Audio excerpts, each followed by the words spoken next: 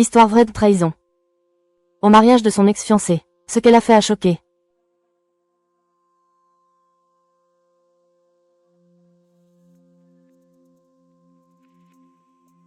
Bonjour à toi, ami des histoires qui font battre le cœur et réfléchir l'esprit.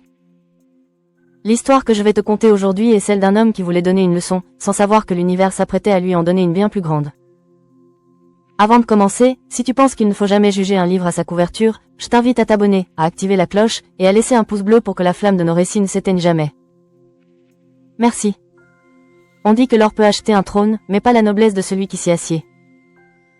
Notre histoire commence avec un homme qui pensait que son or pouvait tout acheter, l'amour, le respect, et même la vengeance. Cet homme s'appelait Karim. C'était un millionnaire. Pas de ceux qui héritent, non. Un de ceux qui se sont fait tout seuls, partis des rues poussiéreuses de Ouagadougou pour construire un empire dans l'immobilier. Mais en montant au sommet, Karim avait perdu quelque chose en chemin, son cœur. Il était devenu dur, arrogant, et il croyait que chaque personne avait un prix. Il avait été fiancé à une femme nommée Mariam.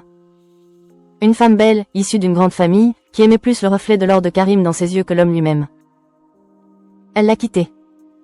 Pas pour un autre homme, non, pour un homme plus riche.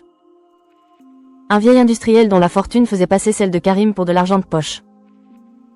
Elle l'a quitté avec des mots cruels. Karim, tu es un homme riche, c'est vrai. Mais tu resteras toujours un petit nouveau riche. Je vise la première division, pas la ligue régionale. L'humiliation a rongé Karim comme un acide. Alors, quand il a reçu le carton d'invitation pour le mariage de Mariam, un mariage qui s'annonçait comme l'événement mondain de la décennie, une idée tordue a germé dans son esprit. Il n'allait pas y aller seul. Il n'allait pas y aller avec une top modèle pour la rendre jalouse. Non. Son plan était bien plus cruel. Il allait se venger en lui montrant le miroir de ce qu'elle détestait le plus, la pauvreté.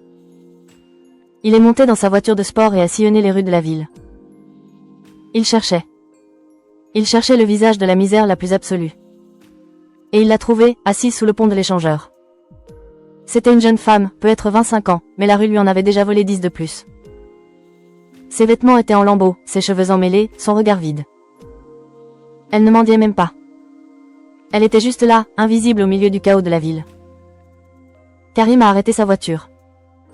Il est descendu, son costume italien contrastant violemment avec la poussière du trottoir. « Comment tu t'appelles » a-t-il demandé, sans même un bonjour. La jeune femme a levé la tête, surprise. « Bintou, Bintou. J'ai une proposition pour toi. Ce soir, tu vas m'accompagner à un mariage. En échange, je te donne ça. » Il a sorti une liasse de billets si épaisse qu'elle pouvait à peine la tenir. Les yeux de Bintou se sont écarquillés. C'était plus d'argent qu'elle n'en avait vu dans toute sa vie. « Vous voulez que j'aille à un mariage, comme ça » a-t-elle balbutié en se regardant. « Non, » a dit Karim avec un sourire carnassier. « C'est ça qui est drôle. Tu vas venir exactement comme tu es. Tu seras ma cavalière. Tu ne dis rien, tu ne fais rien. Tu te contentes d'être là. À côté de moi. C'est tout. » C'était un pacte diabolique. Bintou, pour qui cet argent représentait une chance de survie, a accepté. Elle est montée dans la voiture, laissant une odeur de poussière et de misère sur les sièges en cuir.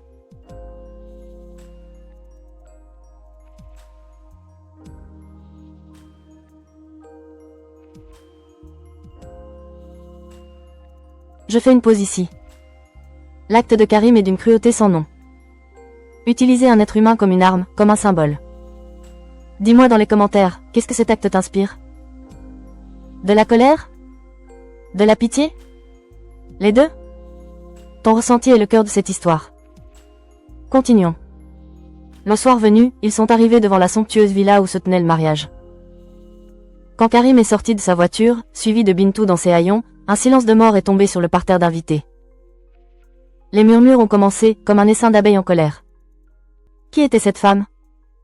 Était-ce une provocation? Une blague de mauvais goût? Karim jubilait. Il savourait chaque regard choqué, chaque chuchotement outré. Il a vu Mariam, la mariée, sublime dans sa robe blanche, son visage se décomposer en le voyant. Son plan fonctionnait à merveille. Il l'humiliait devant tout le monde. Il a pris un verre de champagne et s'est pavané dans la salle, Bintou le suivant comme une ombre silencieuse et sale. Les gens s'écartaient sur leur passage. Mariam et son nouveau mari, furieux, se sont approchés. « Karim, qu'est-ce que ça signifie » a sifflé Mariam. Tu oses venir à mon mariage avec ça? Pour me faire honte? Honte? A répondu Karim avec un faux air innocent. Mais pas du tout, ma chérie. Je te présente Bintou. C'est une amie. Je voulais simplement te montrer que la richesse, ce n'est pas tout. Il y a aussi l'authenticité. Le mari de Mariam, un homme puissant habitué à tout contrôler, a fait signe à la sécurité. Sortez cette femme d'ici. C'est à ce moment-là que tout a basculé. Alors que les gardes s'approchaient de Bintou, elle, qui était restée silencieuse et courbée jusque-là, s'est redressée. Lentement. Elle a levé la tête. Et pour la première fois, les gens ont vraiment vu son visage. Un visage sale, oui, mais sous la crasse, des traits d'une finesse et d'une noblesse incroyable. Et ses yeux n'étaient plus vides. Ils brillaient d'une lumière intense, une lumière que personne ne s'attendait à voir. Elle a fait un pas en avant, ignorant les gardes. Elle n'a pas regardé Karim. Elle n'a pas regardé Mariam. Elle a regardé le mari de Mariam, le vieil industriel. Et elle a parlé. Sa voix n'était pas celle d'une mendiante. Elle était claire, posée, et chargée d'une autorité qui a glacé le sang de toute l'assemblée. « Papa » a-t-elle dit.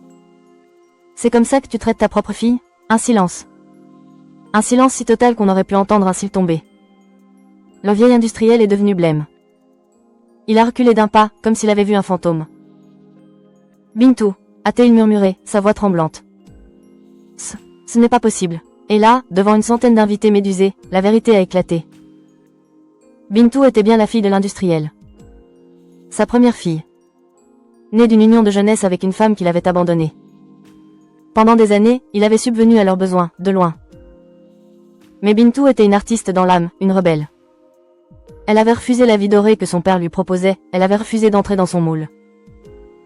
Elle avait fugué, il y a des années, pour vivre sa vie, loin de l'hypocrisie de ce monde. Elle avait connu la galère, la vraie, par choix, par principe. Et le destin, dans son ironie la plus totale, l'avait ramenée à la porte de son père, au bras de l'homme qui voulait humilier sa nouvelle belle-mère. Le scandale était total. La mariée, Mariam, a compris. Elle n'avait pas épousé un roi. Elle avait épousé un homme qui avait une fille cachée, une fille qui était une sans-abri.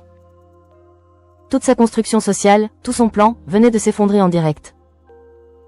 Karim, lui, était paralysé.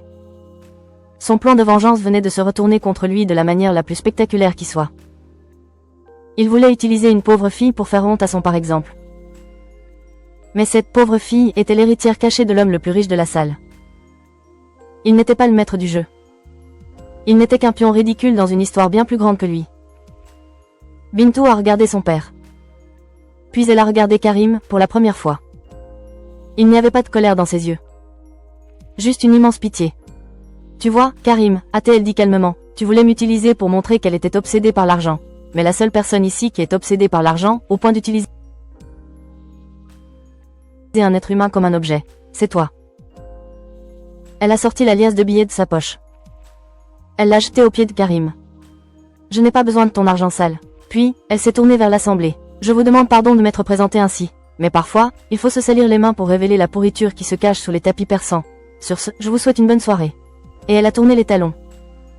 Elle a traversé la foule silencieuse, la tête haute, laissant derrière elle un mariage en ruine, 2 familles au bord de l'implosion, et un millionnaire qui venait de comprendre, de la manière la plus humiliante qui soit, que la vraie richesse et la vraie pauvreté n'ont absolument rien à voir avec ce qu'on a sur son compte en banque.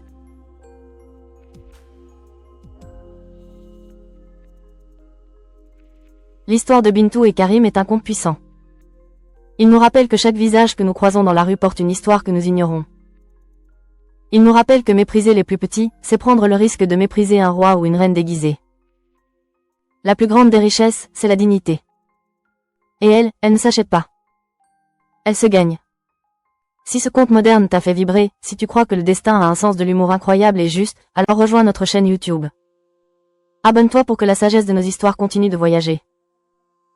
Active la cloche alarme pour ne jamais être le dernier à savoir. Et laisse un like pouce levé si tu penses que Bintou est la véritable reine de cette histoire. Et laisse un like pouce levé si tu penses que Bintou est la véritable reine de cette histoire. Merci pour ton temps précieux. Prends soin de toi et regarde toujours au-delà des apparences. À très bientôt pour une nouvelle leçon de vie. Merci.